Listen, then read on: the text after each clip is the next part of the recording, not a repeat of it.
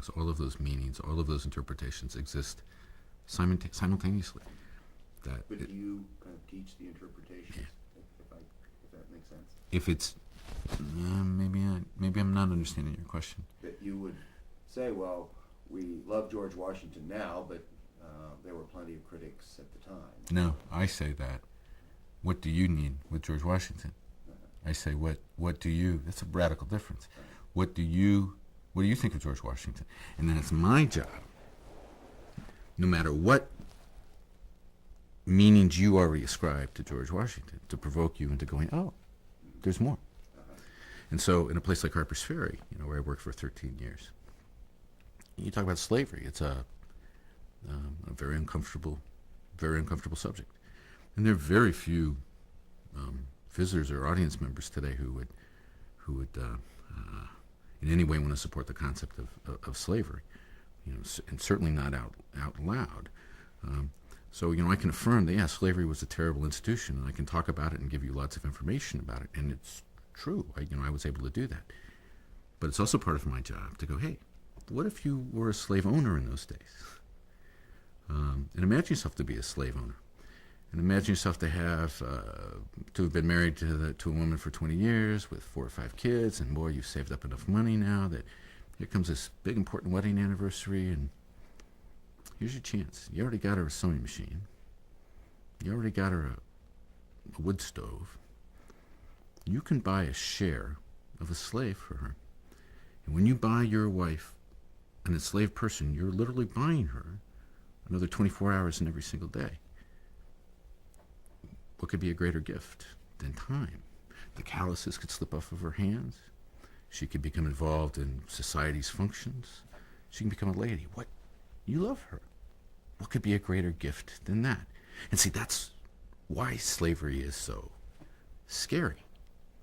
Because it wasn't Martians who owned slaves, and it wasn't ogres, and it wasn't aliens who owned slaves. It was people who went to church, people who loved their children, people like us, who somehow were able to convince themselves that it was all right for some human beings to own other human beings. And so I offer that now as an example of it's my job as the interpreter to have, no matter what the place is. I'm a Thomas Jefferson fan, well, so am I. But there's some really interesting things about Jefferson, some paradoxical things that I want to pay attention to as well. And if I'm good at what I do, I know enough about all of it, and I can meet you where you are, and in a respectful place, we can talk about it, and I can feed you something that maybe you hadn't thought about before. And you can feed me. We can have a dialogue, and we'll have this conversation, and we'll make new connections to Thomas Jefferson. It's never my job to say, great man. It's never my job to say, terrible man. It's my job to have you care about the resource. And so we'll talk, and I'll move you, give you another perspective, another opportunity for a deeper or an additional connection. That's different, I think, than saying, well, we've got to be really current, we've got to come out with the most recent thing. We've got to know the most recent thing. You've got to be able to interpret the most recent thing. But that interpreter's got this whole kit bag of tricks. And so coming back to where you were a minute ago in terms of the shaman, I adore the word. But it scares me because I don't want, this touchy-feely kind of, I don't want it to be misunderstood.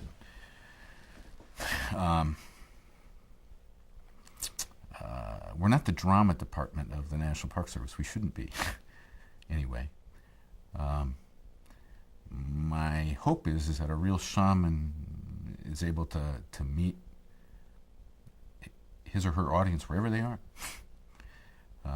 is able to cultivate and provoke and to cajole and to help move along wherever someone is. It's about democracy. We facilitate democracy. Nobody owns our interpretation more than anybody else who comes into any one of our sites. Everyone who comes into our sites has not only a right to, but should. We have to have them care about our places. I mean, it's the 21st century. Population's going to keep growing. Things are going to keep getting worse. I mean, being a superintendent of the National Park Service, it's got to be one of the toughest jobs around now, and it's only going to get worse. It's only going to get worse. Dude, can we afford to turn anybody away from the door? Can we afford to have any population, any potential audience not care about that place, not care about our resource? it's about meeting people where they are, respecting their sovereignty as visitors. It's not about the visitors always right. But if we don't realize that visitors are sovereign in what they think and what they feel, then we'll never be successful as shamans or as anything but entertainers. Or people hate to be told what to think. They want to be met where they are. They already care about the place to some degree, or they wouldn't come there at all. They know that there's something special there, and they're wanting us to connect them, help them connect even deeper. So yeah, we're shamans. There's another great saying my best friend down here at Harper's Ferry came up with years back. He said, along the shaman sort of line, if this were ancient Greece, our places would all be temples, and we'd all be priests. We'd have a function. Our function would be to keep alive the memory and the discussion of what's meaningful about those temples. And in effect, we kind of are. That's kind of what we do. It's an amazing job. It's an amazing thing to do. Sounds like, as you tell it, an enormous responsibility. For many people, this is their touchstone. You're how they connect to that place. They've been told it's important. They drive there, but you really do the deed.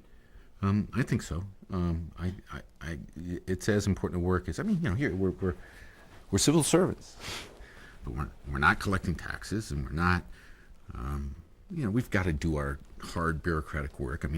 That is part of what we do. But for crying out loud, these are the places that this society said are meaningful, that we want to be remembered, that we want to connect to in some significant way. They have told us they're taking a little bit of the money out of their paycheck every couple of weeks, and they're giving it to you, and they're giving it to me, and they're saying, remind me of that. Protect this place. Keep it alive. Make sure that we always have it so that we can grow from it and learn from it. It's an amazing thing. It's an amazing concept. I wrestle with, what's the Park Service idea sometimes? And it may be, the Park Service idea at the kernel may be that we don't have to destroy the things that we love. We don't have to destroy the things that are meaningful to us, that we as this conglomeration of all of these different perspectives and passions and feelings and et cetera, can actually put some places aside and say that they will be our touchstones, they will be our vehicles, they will be our portals to lessons sometimes painful and sometimes magnificent. Sometimes subtle and sometimes sublime. But we value that enough as a society that we will put those things aside. One of the things that, in trying to think about the park idea myself, it is a democratic idea, which we can talk about. In fact, in this movie, we're going to kind of suggest some precedents, but basically very few of the lands that were set aside, you could argue hunting commons perhaps, but basically they were for an elite. Yeah. Whereas we really have saved these for the people and for their progeny. As you look at the idea,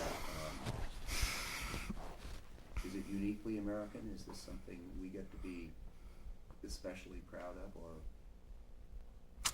I don't know. See, I am an historian, so I'm very cautious about such sweeping statements.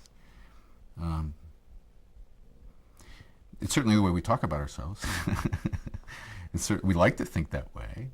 But boy, I've heard stories of national parks and African things where the rangers were being a ranger is like going to war. It's pretty risky over here sometimes too. I don't know. I don't know. I would have to do a lot more study and a lot more thinking to really understand what the difference is. I'm reading a biography now about Tanaka Shozo,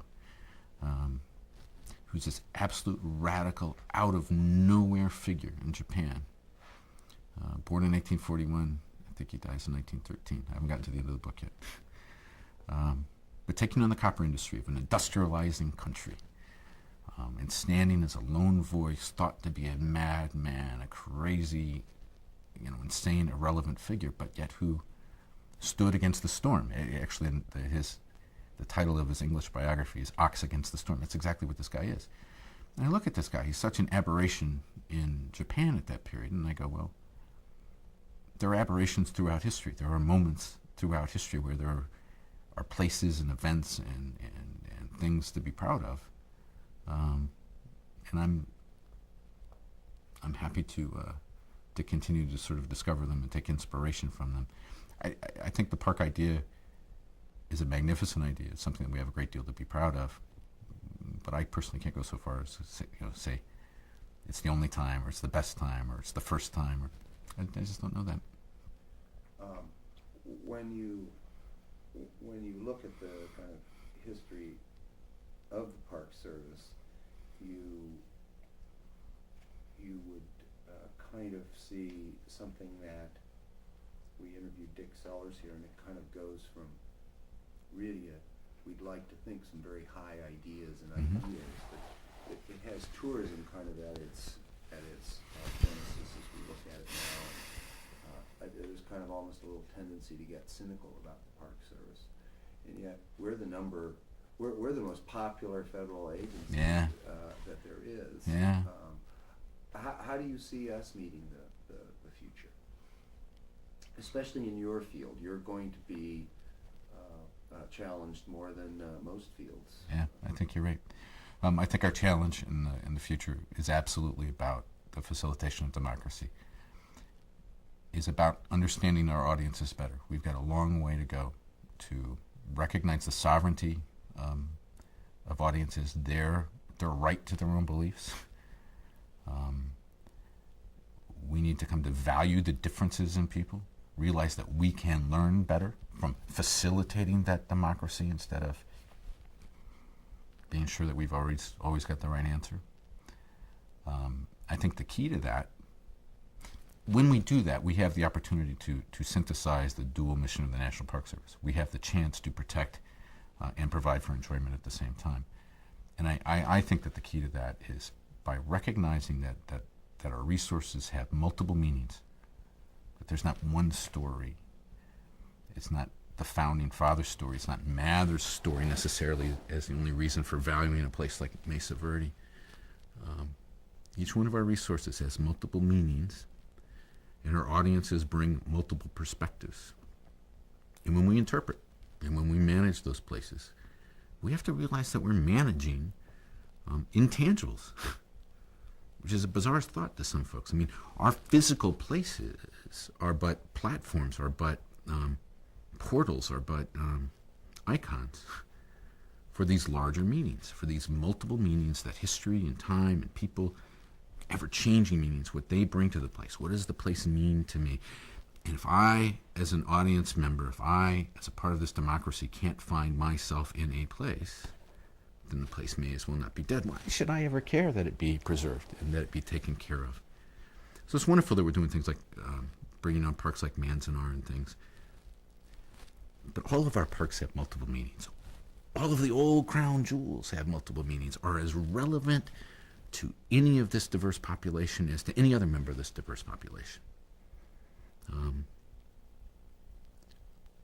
Our challenge is to recognize, and not only recognize, but embrace those multiple resource meanings and connect them to those multiple audience perspectives. The end result is always care.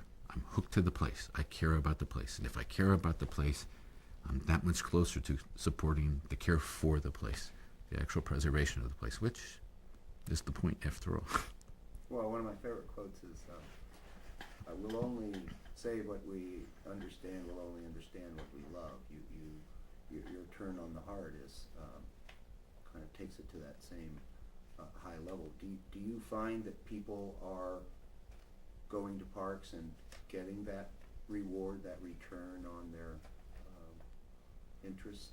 I think so, or we wouldn't. Are we hitting them? Are we